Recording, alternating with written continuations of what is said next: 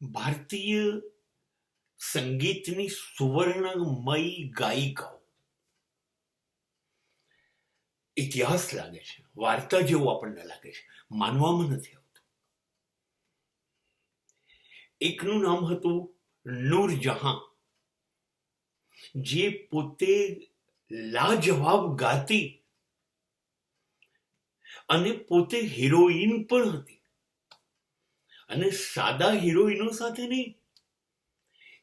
એ વખતના શ્રેષ્ઠ અભિનેતા દિલીપ કુમાર સાથે એમની ફિલ્મો બનતી. એ તો કમનસીબે ભારત પાકિસ્તાન અલગ થયા એટલે આઝાદી પછી નૂરજહાં પાકિસ્તાનમાં જતા રહ્યા, પણ એમનો જે અવાજ હતો એ સુવર્ણ અવાજ હતો. એવા ગીતો ગાયા, ના પૂછો ને વાત. હજી સુધી જે જૂના માણસો હશે એ 75 વર્ષ પહેલાનો અવાજ ભૂલી શક્યા નથી. એવું એક બીજું નામ હતું મુસ્લિમ ગાયિકા શમશાદ બેગમ. એ ભારતમાં રહ્યા અને મૃત્યુ પામ્યા ત્યાં સુધી ભારતમાં રહ્યા. એમના ગીતો એટલા બધા અદ્ભુત છે. ખાલી તમે યુટ્યુબ ઉપર જઈને જો તમને જૂના ગીતની મજા હોય, આનંદ લેવો હોય, એક સંગીત લાજવાબ જો સાંભળવું હોય તો તમે શમશાદ બેગમ કે એને ક્લિક કરો નૂરજહાં, તો તમે સાંભળી શકશો. આ બંને ગાયિકાઓ ત્યારે ગાતી હતી કે જ્યારે લતા મંગેશકરનું નામ દેશમાં કોઈને ખબર નહોતું. હવે લતા મંગેશકર મોટી બેન છે, એનું નામ જ ખબર ના હોય તો આશા ભોંસલેનું નામ કોને ખબર હોય? આવી આ બે મહાન ગાયિકાઓથી પણ એક મહાન ગાયિકાની હું આજે વાત કરવાનો છું. એમનું નામ છે શમશાદ બેગમ, પછી નૂરજહાં, અને હવે જે બોલું છું એમનું નામ છે બેગમ અખ્તર. એ ગઝલ ગાતી, ઠુમરી ગાતી. આજે પણ યુટ્યુબ ઉપર જઈને તમે ક્લિક કરો. એણે કોઈ જાહેર જનતા માટે નથી ગાયું. બેગમ અખ્તર માત્ર રાજાઓના દરબારમાં જ ગાતી, નવાબો માટે ગાતી, જેને સંગીતની સમજ પડતી હોય એવા નિષ્ણાતો અને રાજાઓ માટે જ ગાતી. અને બેગમ અખ્તર એક એવી ગાયિકા છે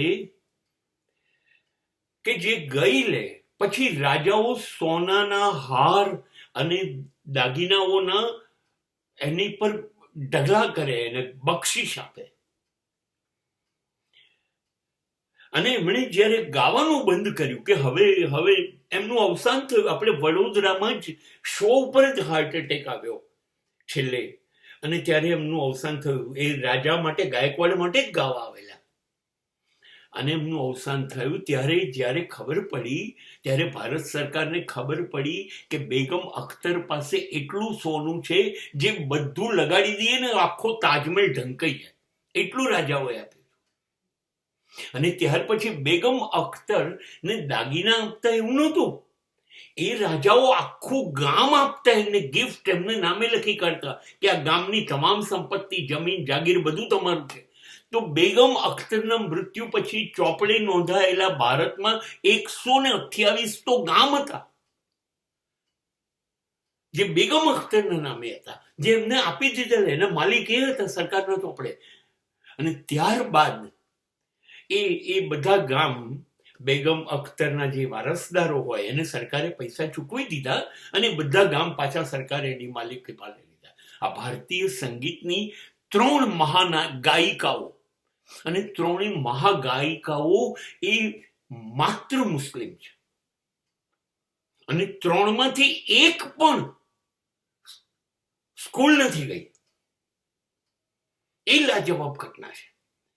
અને આ પ્રકારનો અવાજ હવે ક્યાંય જોવા મળતો નથી. આ તો નવી પેઢીને એ અંગેનું થોડુંક ખ્યાલ રહે કે આ જેને આપણે સમજીએ છીએ તો ગાયક છે જ નહીં, એને કંઈ સમજ પડતી જ નથી.